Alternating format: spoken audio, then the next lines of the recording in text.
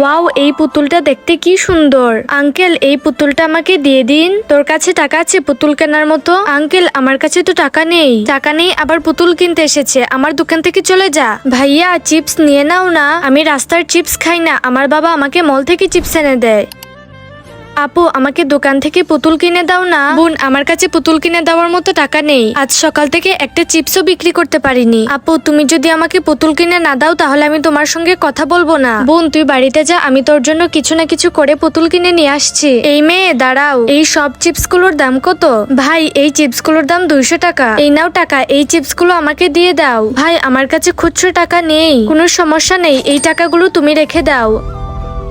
বোন, এই দেখ, আমি তোর জন্য তোর পছন্দের পুতুল নিয়ে এসেছি। ওয়াও, থ্যাংক ইউ আপু। আপু, তুমি যদি আমাকে পুতুল কিনে না দাও তাহলে আমি তোমার সঙ্গে কথা বলবো না। কি মজা, কি মজা। আমাদের উচিত অসহায় মানুষদের পাশে দাঁড়ানো।